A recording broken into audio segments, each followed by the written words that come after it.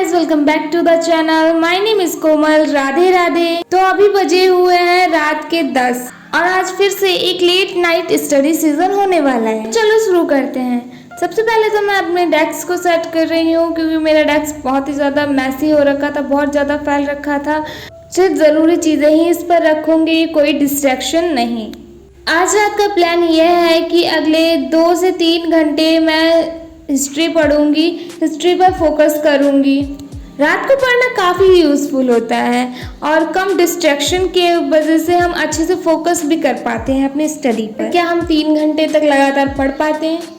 नहीं। चलो दिमाग की मशीन को ऑन करते हैं, नींद को साइड करो और चाय पानी रेडी करो और किताबों से सीधा मुलाकात करो। आज का टाइम काफ़ी ज़्यादा ही लॉन्ग होने वाला है शायद, क्योंकि आज मुझे बिल्कुल भी नींद नहीं आ रही थी। तो मैंने सोचा कि सबसे पहले तो हम अपना सब कुछ क्लीन कर लेते हैं, डेस्क वगैरह, फिर पढ़ाई के लिए बैठते हैं। तो मैंने अपनी पढ़ाई स्टार्ट कर दी थी। तो मेरी सबको पता है कि हाँ, मैं अभी हिस्ट्री पढ़ रही हूँ।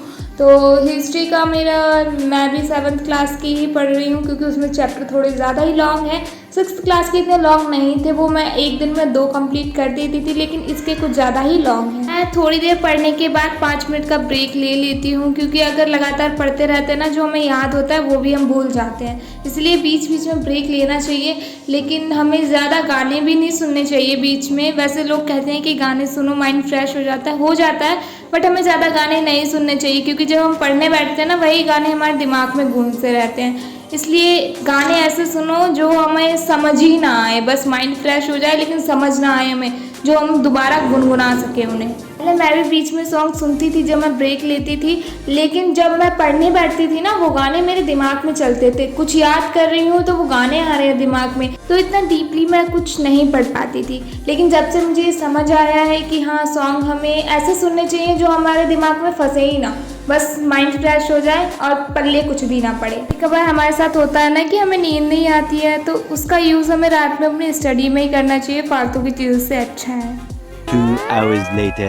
ब्रेक टाइम है। कोशिश करती हूँ कि इस टाइम पर मोबाइल से दूर रहूँ, बस थोड़ी देर रिलैक्स करने के लिए, और नहीं हो पाता है तो मैंने सोचा कि अपनी कल वाली टू डू लिस्ट बना लेती हूँ क्योंकि मुझे कल क्या करना है। अभी तो रात हो रखी है काफ़ी। अब दूसरे स्टडी सेशन शुरू कर रही हूँ। थकावट थोड़ी लग रही है लेकिन ज़रूरी है, मतलब कर लेती हूँ। नींद नहीं आ रही है मुझे, तो अब ये देखती हूँ मैं ये वाला कब तक कर पाती हूँ, क्योंकि अगर मुझे नींद आ गई तो मैं सो जाऊँगी जाकर। मुझे नींद ही नहीं आ रही थी आज, तो मैंने सोचा इसका यूज़ करते हैं।